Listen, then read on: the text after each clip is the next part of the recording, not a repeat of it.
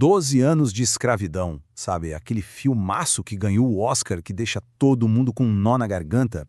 Ele é baseado na história real inacreditável de Solomon Northup, um homem livre que foi sequestrado e vendido como escravo. Mas como toda adaptação, sempre fica aquela pulga atrás da orelha. O que ali é cinema e o que é história real, nua e crua. Bom, é exatamente isso que a gente vai desvendar agora. Pra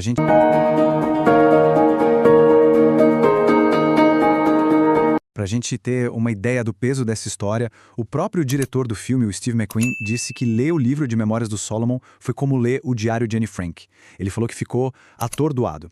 Isso mostra a responsabilidade gigantesca que era levar essa história para o cinema, né? Não era só um roteiro, era um testemunho. Então, a grande questão é essa. Onde termina o livro e onde começa a licença poética do cinema? A gente vai mergulhar fundo nas principais diferenças, nas escolhas que os roteiristas fizeram e que mudaram, em alguns pontos, a forma como a gente enxerga essa história. Vamos começar por aqui pelas chamadas licenças poéticas. Aqueles momentos em que o filme, digamos, dá uma ajustada na realidade, para criar mais drama, mais impacto. E olha, algumas dessas mudanças são bem importantes. Logo no começo da jornada do Solomon como escravo, tem uma cena no navio que é um soco no estômago.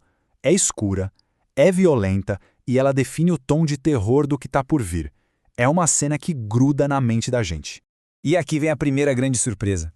Essa cena nunca aconteceu. Isso mesmo. Por mais poderosa que seja, ela foi uma criação total para o filme. No livro do Solomon não há relato disso. Foi uma escolha do roteirista para mostrar logo de cara, de forma brutal e rápida, o nível de horror e o perigo constante que eles viveriam. É o cinema condensando a brutalidade em um único momento. Depois daquela viagem terrível, Solomon é vendido para William Ford, que no filme é interpretado pelo Benedict Cumberbatch. E ele é mostrado como uma figura complexa. Um homem religioso que parece ter um bom coração, mas que no fim do dia ainda é um dono de escravos. E aqui a diferença entre o filme e o livro é gritante. Enquanto o cinema nos dá um Ford cheio de ambiguidades, o Solomon Northup, no livro dele, descreve o cara com um elogio impressionante. Ele fala que nunca houve um homem mais amável, nobre e sincero cristão. O filme claramente deu uma atualizada nessa visão, porque para nossa mentalidade de hoje, a ideia de um dono de escravos bondoso é bem difícil de engolir, né? Agora a gente precisa falar de uma das personagens mais trágicas e ao mesmo tempo mais fortes do filme, a Patsy. A história dela é devastadora e deu um Oscar mais do que merecido para Lupita Nyong'o, mas a realidade por trás da atuação é ainda mais pesada.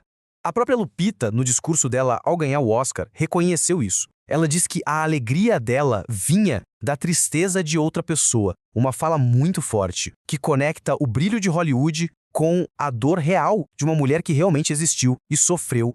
E a verdade é que o filme, nesse ponto, foi terrivelmente fiel. Solomon descreve a Patsy exatamente assim. Ela era a rainha dos campos, a que mais colhia algodão. E por isso vivia um inferno duplo. Os abusos constantes do seu mestre, Edwin Epps, e o ódio ciumento da esposa dele. E aquela cena pavorosa do açoitamento, aquela que é quase impossível de assistir, ela foi tirada palavra por palavra do livro. A agonia da Patsy na tela não foi drama de cinema, foi a vida real dela. O Solomon consegue a liberdade e o filme acaba, mas a gente fica com aquela pergunta no ar, aquele aperto no peito. E a Patsy? O que aconteceu com ela? Ela ficou para trás. O filme não responde, mas a história nos dá uma pista. 10 anos depois que o livro do Solomon foi publicado, no meio da Guerra Civil Americana, uma prova importante apareceu. Era uma carta escrita por um capitão do Exército da União que por acaso passou pela fazenda onde a Patsy vivia. E o que essa carta revela é um final que o filme não nos deu. Aparentemente, Patsy, a mulher que sonhava em ser livre ou morrer, conseguiu a liberdade. Ela teria fugido com as tropas da União. É um final cheio de esperança que o cinema preferiu omitir, talvez para manter o impacto da tragédia que foi a vida dela até ali. Agora vamos voltar para o protagonista, o próprio Solomon Northup. A gente acompanha a luta dele pela liberdade. Mas e o que aconteceu depois? O que aconteceu com ele quando finalmente voltou para casa é um dos maiores mistérios dessa história toda. Dá uma olhada nessa linha do tempo. É chocante. Depois de tudo que passou, Solomon vira uma voz importante na luta contra a escravidão, dá palestras, conta sua história, e aí, depois de 1857, Ele some. Simplesmente desaparece. Não existe nenhum registro da morte dele, nenhum túmulo. O homem que lutou tanto para ter sua identidade de volta e que escreveu um livro para não ser esquecido, simplesmente sumiu da história.